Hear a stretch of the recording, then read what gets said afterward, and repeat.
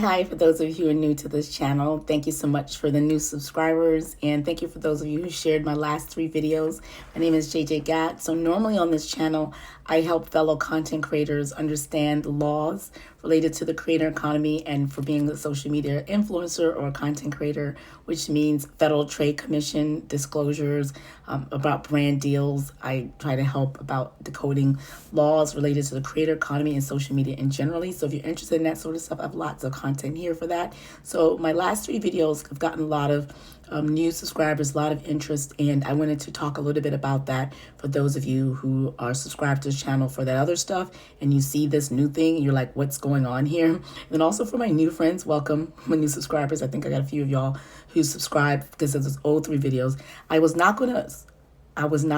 thinking about not putting that type of content on this channel, but then I thought it was going to be just one video, but I got great response from that one video, and I said, let me do another video and another video and see if there's like a little community building here. And I may not continue this past the election because I believe Kamala Harris in a few weeks is going to defeat Donald Trump overwhelmingly. I believe that she's going to win all of the swing states, and that means I believe she's going to win Michigan, Georgia, Wisconsin, Arizona, what's the other one? Pennsylvania, Ohio. And she's taking over. I'm not quite sure of Ohio, and I'm not quite sure about Florida, but it's possible she could win Ohio and Florida, but who knows? I don't know. I'm not sure. So I think it's going to be a landslide election, irrespective of what you hear from the polls. So that's the thing. And then this Thursday in my state, in Maryland, we're going to have early voting, which means that you can go in and vote. So I'm taking my mom and my dad, my husband and my son. We're going to go vote. My son's 19. And my elder kid who's away at college, he's going to vote mail-in also soon, and we're all voting for Kamala Harris and Tim Walz. So if someone once in my video said you're biased, yes, I am biased towards her. So yeah, that doesn't mean because I'm biased that I'm sharing disinformation or misinformation. I'm not. And just quickly, let me just tell you how this series started in the first place. So it started in the first place because on TikTok I have a similar account, the same name, it's just a 2 on the end of it, so it's JJ Gatt 2.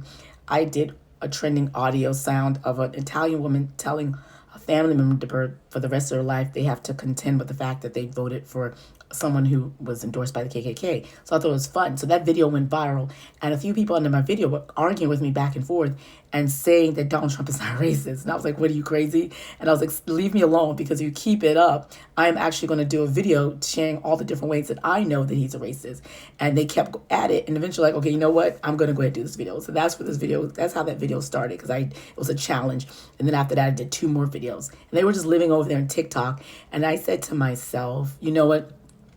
There's probably some people, a community of people who don't use TikTok or who might be researching or looking for information who may not know of this stuff. So let me amplify that, especially this close to the election. People really need to know more about the candidates, know about how dangerous Donald Trump is. So that's why I brought that video over here, and it's doing so well. And I was like, hey, let me do a series. I talked to my sister who's a content creator. She said, well, maybe just do a series. So I beg your indulgence for those of you who decide to follow this channel.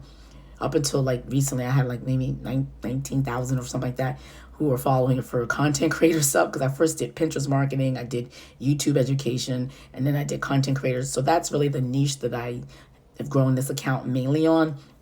But seeing as there's a community that I'm developing here of people who are interested in this stuff, I say, let me go ahead and help edify and educate you all, because I see a lot of people, and I'm really like humbled and honored that some of the nice things you guys have said about me, and yeah, that's really nice. It's beautiful, and I appreciate it. And that's encouraging me. And that's why I say, let me keep going.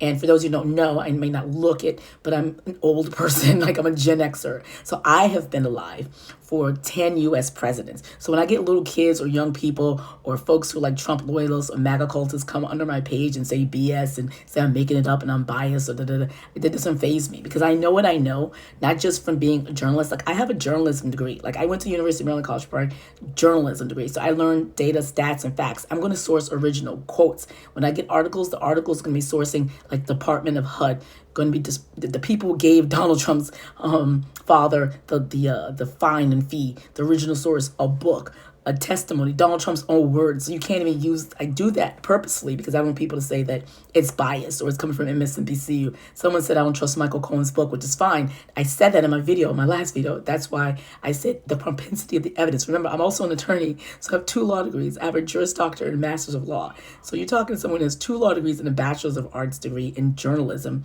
who actually was a Washington correspondent for the Washington Times. I had a column in the Washington Times, and I was a correspondent for 3 political websites, and I covered the Obama White House. And like I said, I've been alive for 10 presidents. I can name them. So Richard Nixon, Gerald Ford, Jimmy Carter, Ronald Reagan, George H.W. Bush, Bill Clinton, George W. Bush, Barack Obama, Donald Trump, and Joe Biden. I was alive for all the presidents. I watched them. So like, you can't like tell me, no, it's not, da da da da da. You can say that, but it's like, I know what I'm talking about. I have what's called institutional memory.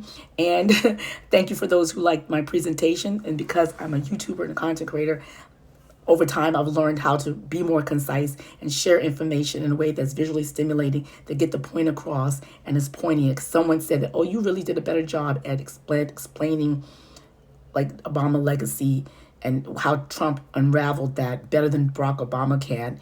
And someone mentioned to me like, well, Barack Obama's not president, but yes, he's not. But the point of that video was to say that this is the way that when Donald Trump was in office, he undid Barack Obama's legacy to help Black people. So the point about it is what Trump did. You don't like the fact that Obama was mentioned, which is fact, but the point is that Donald Trump undermined Obama's efforts to help Black people, which says that combined with my other videos saying how he's anti-Black, paints a picture like you have no business as a Black person voting for this man. You can if you want to, but all the evidence, all the signs point to like, that's not a good idea. You're like really hate yourself, or you just like, you're so uninformed, or you just don't know, or you're just harping on, you're like a one issue person. So I had a few people who are religious and they're like, well, it's because of the religious reasons or because of a stimmy check or because of just not knowing. Anyway, I digress. The point of the matter is that they have those sucks. And when people, and yeah, so I have this platform here, so I'm going to use my next, I'm going to go ahead and pivot because we're so close to election, because I feel like there's a lot of people who just don't know. So I'm going to do 3 more videos for you in this series. So again, I beg your indulgence for those of you who follow this account for something other than this.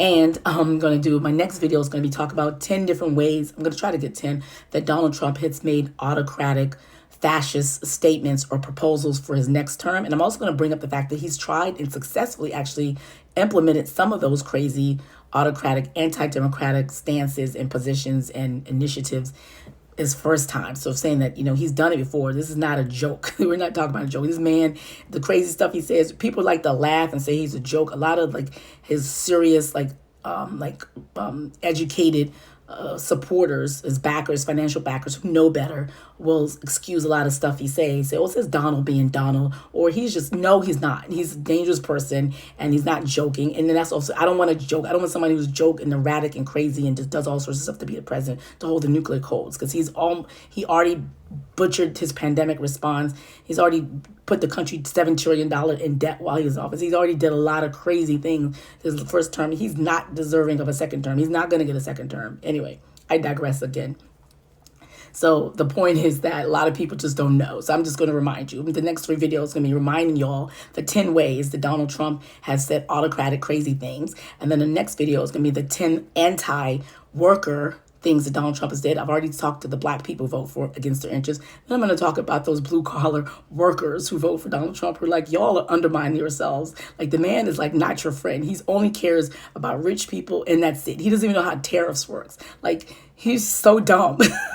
Anyway, and then the final things I'm going to tell you about the ways that the Biden economy is actually better than the Trump's economy. And those people say, 4 years ago, I was better. Yeah, you were enjoying the Obama economy. That's why your life was better the first half. And then the second half, it was the pandemic, why gas prices were low. And then finally, by the time Donald Trump gave all those tax cuts to the rich, he gave Joe Biden a terrible economy, which Joe Biden is now fixing. We're the envy of the world. Several economists, independent economists, have said that, like the standards, the level of growth that we're growing.